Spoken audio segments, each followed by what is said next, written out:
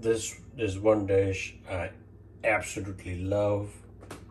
Thai red curry with vegetables. Very popular Thai dish. It's got a lot of heat, flavor, and character.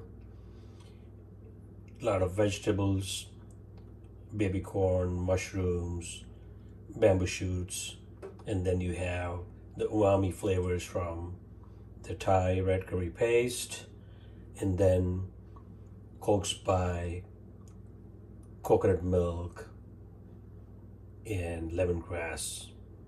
It's not only a feast for the eyes, but also for your tongue and for your soul. Hi friends, I am Gastro Guru and welcome to Gastro Guru Kitchen. Today for you, I'm going to be preparing a delicious Thai dish, and that is Thai red curry with vegetables, or vegetable red curry in a Thai style. So it's a delicious dish which is spicy, flavorful, with the flavors of lemongrass and basil leaves, and then the red curry paste, and then we're going to add the coconut milk to it, and it's going to taste fantastic. So let's get started. All right, so let's go over the ingredients, for our Thai red curry vegetables. I have 2.5 tablespoons of red curry paste, and it's got a lot of flavor to it. It's got onions and ginger and lemongrass and red chilies and a whole slew of other items in it. It's a very good brand. Then I have 1 can, 13.5 ounce can of coconut milk, and then another can of light coconut milk. Behind that I have got vegetable oil for cooking. Here I have about 2 tablespoons of light brown sugar. I have some mini bell peppers in different colors chopped. I have the pea pods here. You have baby corn which has been cut into small pieces. I have baby bella mushrooms. I have bamboo shoots here. And then here I have lemongrass. And lemongrass, it comes in a long stalk, so you remove the outer layer and then you whack it with the back of your knife so that it releases all the lemony juice, and then you cut it into small pieces. And you can either eat it or you can discard it once it's done, with the cooking process. Then I have some fresh basil leaves, and then to garnish I have slivers, thinly sliced green onion or scallion, and then some ginger, sliced ginger. So let's start the cooking process. So friends, here I have a non-stick saucepan which has been heating up. So it's already hot, and to that I'm going to add about 3 tablespoons of cooking oil. I'm using vegetable oil. You can use any oil, sunflower oil, groundnut oil, peanut oil, everything works, whatever is your preference. And then once the oil gets heated up, we're going to be adding the red curry paste, and this dish is going to taste amazing. By the time we're done, it's going to be fantastic. Then we'll be eating that with steamed jasmine rice, which I have already prepared in the pressure cooker. So I think that our oil seems to be heating up. Yes, so I'm going to start adding this. It's the red curry paste, very flavorful, and that's going to be the base of this dish. Okay.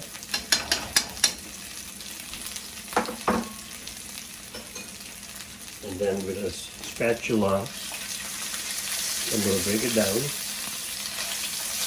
because what we want to do is the chunky paste, we want to blend it in with the oil. So I've reduced the heat to medium-low, because it's spluttering and you don't want to get burned. So as you can see, I'm breaking down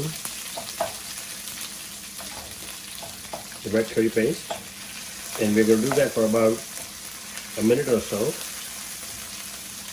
just so that the raw flavor is gone and it starts to release the oil. So as you can see now it's kind of broken down. We're going to give it a few more seconds, and you can see the oil being released out of that.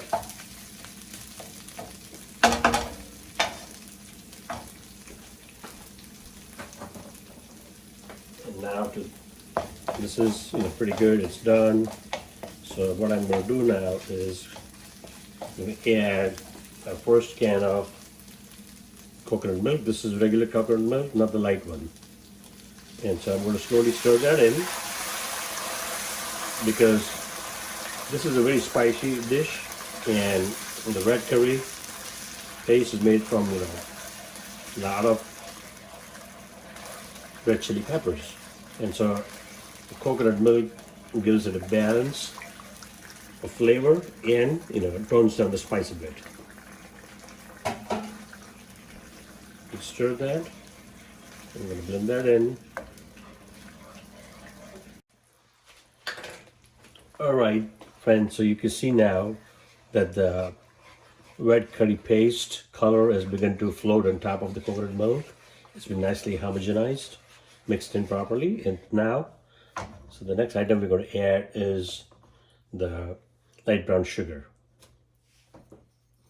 And even though the coconut milk itself is sweet by nature, the heat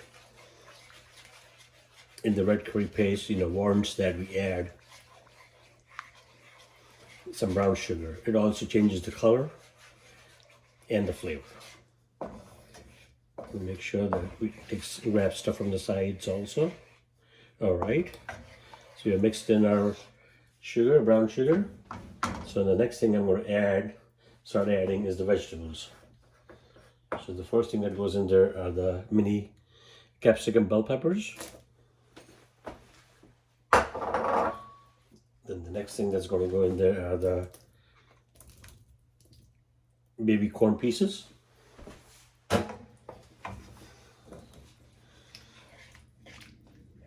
You see now what we are doing, right? We are building up the flavors as we keep on adding different vegetables. Here I have some baby bella mushrooms, pre-sliced. And don't worry, in the description box under my YouTube video on my channel Gastro, you'll have a full recipe and a list of ingredients, the quantities and everything, and the whole cooking method. So we got that in here. Next thing that's going to go in here are the pea pods. So we're going to stir that in.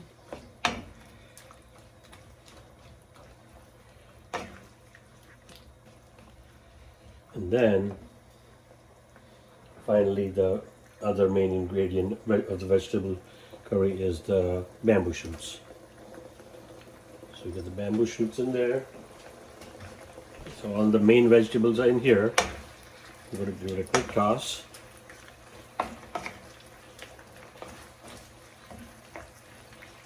And at this point, what I'm going to do is I'm going to add some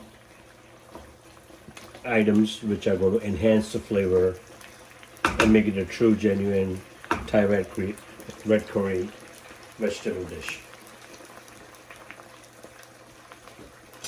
So here I have the lemongrass that I talked about, and now just taken out. And this is going to add tremendous lemony, citrusy flavor to it, and it's going to give it a really nice, refreshing taste. So mixing that in. Okay. The next thing I'm going to add to that is some freshly chopped, roughly chopped, torn basil leaves, and it's got its own flavor. And all of these kind of add to making this a spicy, hot, fantastic tasting Thai dish. All right. Now, at this point, what we're going to do is we're going to add the second can, 13.5 ounce of the light coconut milk. This is light. I thought it was thick and heavy. This is light, and this is going to balance out. And it's got little chunks of crushed coconuts in it.